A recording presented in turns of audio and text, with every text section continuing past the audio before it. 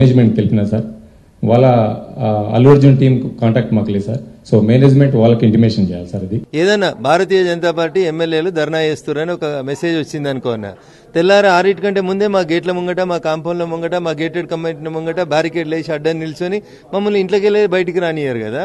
అల్లు అర్జున్ అనేట ఆయన సంధ్యా థియేటర్ దగ్గరకు వస్తే స్టాంపేజ్ అవుతుంది అనేది సివి ఆనంద్ అనేటువంటి సిటీ పోలీస్ కమిషనర్కి తెలుసా తెలియదా? తెలిసినప్పుడు ఆయన 6 గంటల నుంచి ఇంటి ముంగట బ్యారికేడ్ వేసి ఇంట్లోకి వెళ్ళి బయటికి రాకుండా ఎందుకు ఆపలేదు? సంధ్యా థియేటర్ దగ్గరకు వచ్చిండు హీరో, గేట్లు బంద్ ఉన్నాయి కదా, నీ పోలీసు వాళ్ళు యూనిఫామ్లు ఉన్నారు కదా, క్రేన్ పెట్టి హీరో బండిని ఎత్తుకుపోనుంటివి, నిన్నెవడు ఆపిండు?